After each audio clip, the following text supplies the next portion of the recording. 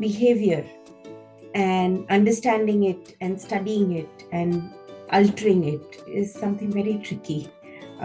First of all, get this thought out of your head that there is a right behavior and a wrong behavior. There is nothing called as right behavior or wrong behavior. Behaviors can either be functional or dysfunctional. So, in simple language, in a certain situation, a certain behavior may work, and in another situation, that same behavior may not work. Becoming aware of this is something very, very important for all of us if we are on a journey of self-development and behavioral change. So my own journey of behavioral change began with understanding and working with my feelings and my needs. Now, these are the two main ingredients, so to say, which drive our behavior in day-to-day life.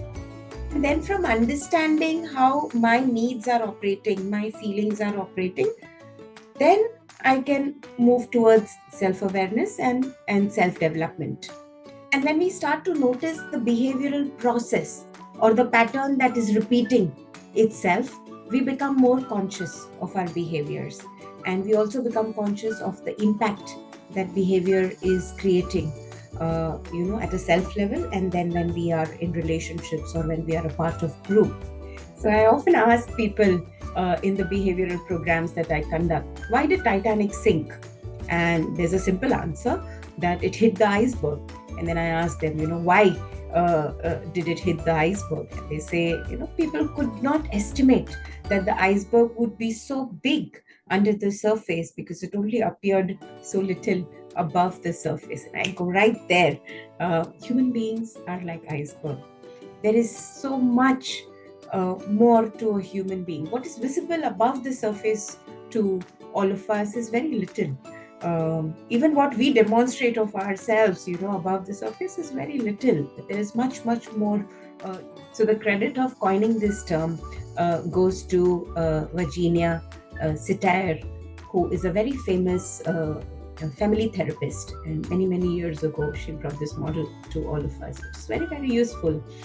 So what I was saying was, what is visible about human beings above the surface is how one is behaving, how one is appearing, and how one is performing. What's below the surface, which is, very unseen or unknown to most of us, is what are the thoughts that are running in his or her mind? What is he or she feeling inside? What is that the person values the most? What is that the person strongly believes in?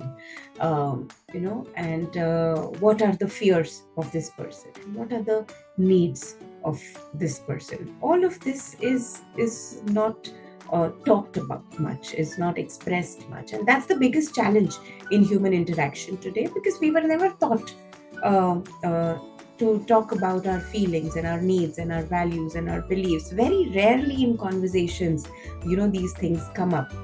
We just act, we just react, we respond to something without much of self-expression.